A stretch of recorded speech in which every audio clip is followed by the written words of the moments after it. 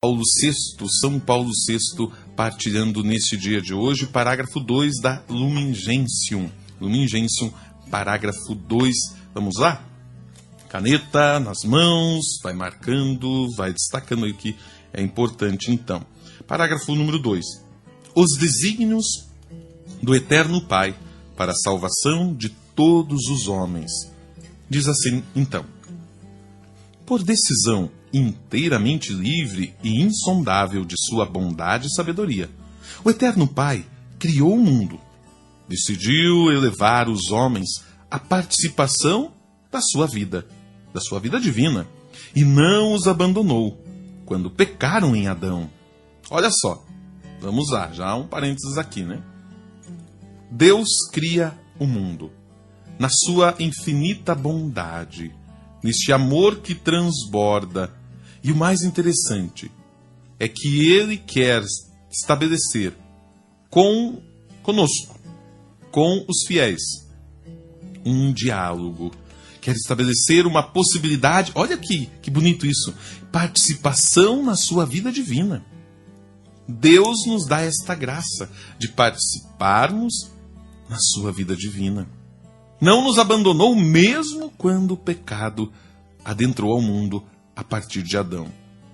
Antes, diz o Papa, proporcionou-lhes sempre os auxílios necessários para se salvarem, na perspectiva de Cristo Redentor, que é a imagem do Deus invisível, o primogênito de todas as criaturas. Então, Deus nos fez e nos fez livres, e nesta liberdade nós tendemos ao pecado. Na teologia nós chamamos isso de teologia moral, né? Nós chamamos isso de concupiscência. Nós carregamos em nós essa tendência ao pecado, a concupiscência, que está em nós. Claro que nós podemos e devemos trabalhar tudo isso, mas é esta vontade do nosso ser para as coisas deste mundo. Esta cobiça para os bens, os prazeres sexuais, a ganância, o poder, o dinheiro. Esta vida conduzida, este nosso corpo que tende para isso. O nosso corpo, as coisas do mundo atrás. Sabe como o ímã faz? O ímã, se você coloca um metal ali perto, ele puxa. A concupiscência dentro de nós é isso. É esta força que nos impulsiona para vivermos as coisas deste mundo. É praticamente uma força animalesca. Porque os animais vivem assim. Os animais vivem absolutamente pelo desejo, por esta força dos prazeres da sexualidade, a volúpia, a luxúria. Tudo isso, esse desejo sexual, mas não sexual só no sentido da genitalidade, mas do corpo, o corpo que nos leva para os prazeres. Mas, então, apesar de tudo isso, desta realidade, Deus ele nos proporciona o auxílio para a nossa salvação. Então, dentro dessa realidade que Deus criou-nos livre, Ele sabe dessa nossa realidade. Ele nos possibilita ainda a salvação. Ele nos proporciona esses auxílios. Qual é o principal auxílio? O próprio Cristo. Ele é a imagem do Deus invisível, diz Colossenses 1,15. Ele é o primogênito de todas as criaturas. A todos os eleitos, o Pai designou desde a eternidade, predestinando-os a reproduzirem a imagem do seu Filho, a fim de que seja ele o mais velho de uma multidão de irmãos. Então, veja, aqui tem tudo a ver com aquela noção que está lá em Apocalipse, lá em Gênesis, que diz assim, que Deus criou o homem à sua imagem e semelhança. Mas o pecado nos desvirtuou desta imagem com Deus. E aí então nós precisamos agora deste Filho que resgata a imagem do ser humano, que resgata a nossa imagem.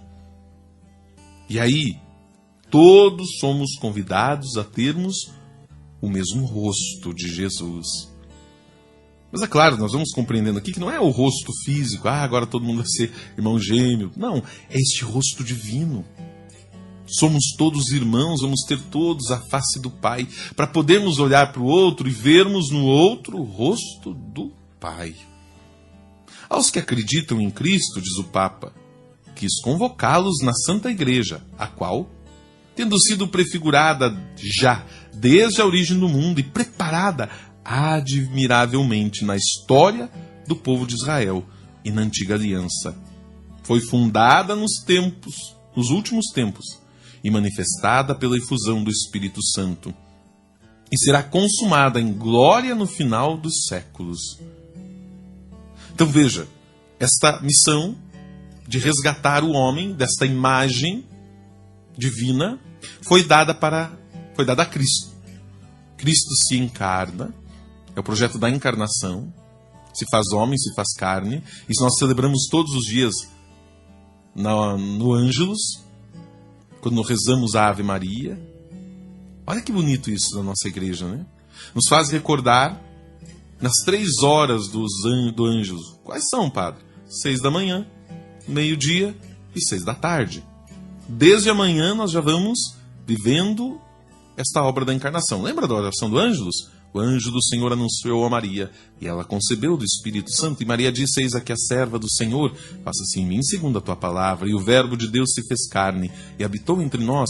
Esta oração do anjo, somos convidados a rezar 6 da manhã, meio-dia e às 18 horas. Para lembrarmos exatamente isso. Cristo se encarnou. É o mistério da encarnação. Ele se encarna, vem até nós, e agora Cristo convoca quem? A palavra convocar pode ser também a palavra chamado, que nós traduzimos também por assembleia ou igreja. Assembleia é uma convocação. Igreja é uma reunião de convocados. A palavra igreja significa isso, né? Como diz aquela música, Assembleia dos Chamados. Então somos convocados, e aí somos igreja, para prepararmos, para ajudarmos, para sermos esta imagem de Cristo agora para o mundo.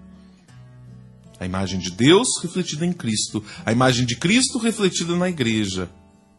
Desde os tempos antigos preparada, mas manifestada no Espírito Santo. Preparada desde os tempos antigos, manifestada pela efusão do Espírito e consumada na glória no fim dos séculos. Olha que teologia bonita. Aí nós vamos entendendo e olhando esse outro lado da igreja, porque o lado ruim da igreja não precisa eu contar aqui. Talvez o lado, como que poderia chamar, né? O lado obscuro da igreja, mas não o lado obscuro, o lado pecador da igreja, aquilo que não é a igreja, aquilo que é a igreja distorcida, nós já conhecemos. Aquilo que não é a igreja, mas é um preconceito, é um estigma da igreja, nós já conhecemos. Basta ligar os jornais, basta ouvir as fofocas, todo mundo está falando lá. Ou mal da igreja ou mal dos membros da igreja. Agora, esta igreja, na sua dimensão espiritual, que é a real dimensão, nós conhecemos pouco.